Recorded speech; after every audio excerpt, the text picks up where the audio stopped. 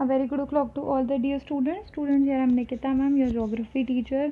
Hope you all are doing well at home. And students, let me tell you that till now in the two videos which I sent you, hope you all have understood the meaning features of contour lines, and also the representation of various relief features using the contour line. So that was not apart from your chapter but related to the chapter, and today we are going to start the real content of the chapter.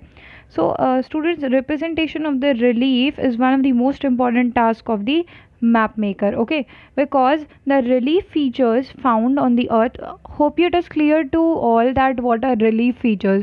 Relief features are those features which are high above from the earth's surface, like hills, mountains, plateaus, rift valleys, okay. So these are the relief features, fine. So these features have three dimensions, okay, obviously length, breadth and height, because these are 3D shapes. But the map on which the map maker is showing these features is two dimensional, that is only length and breadth. So one dimension is left to be shown and it's difficult to show, that is the height. So there should be some ways of showing these various relief features such as mountain, plateaus, hills, valleys, plains and dunes on the map. So this relief depiction is an important topic while we draw any map, or especially a topographical map where we are meant to show the natural or human made features, okay. So there are chief methods by which relief features may be indicated on a flat surface are two. First is the pictorial or qualitative method, and second is the mechanical or quantitative method. And further, these methods have been divided into different types. So first we will discuss the pictorial or qualitative method, okay. So there are three ways in which a pictorial representation of the relief can be done. First is hachures, second is a layer tinting or coloring, okay, and C is hill shading. So let us discuss them one by one. These methods give a generalized pictures of the relief of land. The exact heights of different places are not given by them, as they are qualitative method. What do you understand by the qualitative method? Which does not use the exact measurements or height.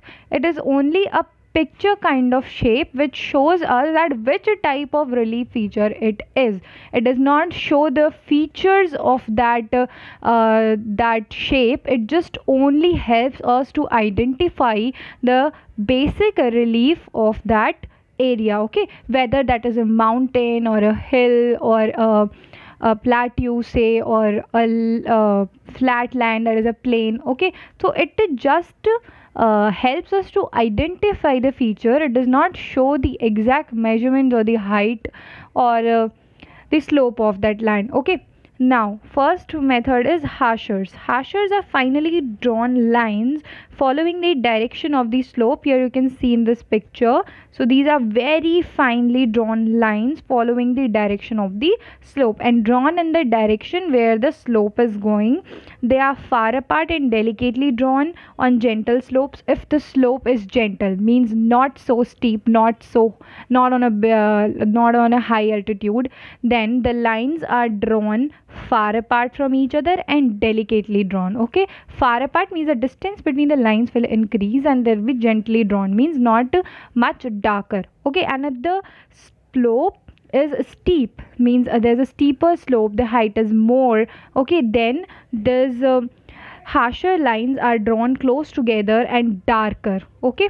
So that is how they give the idea of the slope of the land, which help us to identify the relief features, okay. On gentler slopes, the lines are far apart and lighter in color, whereas on the steeper slope the lines are more close together and drawn darkly. This method is effective in showing the general shape of the relief features, okay. This shows us the general shape of the relief feature.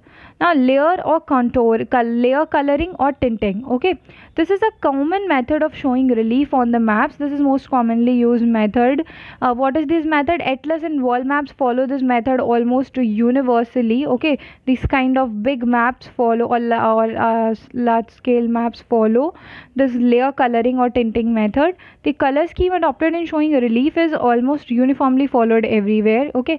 There are some colors decided for showing different features. We have already studied them in the previous classes, but what is layer coloring or tinting? It means that the darkness or the lightness, okay, the shade of the color tells us that what relief feature we are going to study about, or what relief feature is the color indicating towards. Okay, the sea is colored blue, we all know, usually deep blue, but now comes the shading of that color. The deep blue indicates deep sea, whereas light blue stands for shallow water. Okay, then similarly, low-lying areas are shown in deep green. If these are plains, then they are shown in deep green. And as we go upward, the land rises in elevation, or that is height.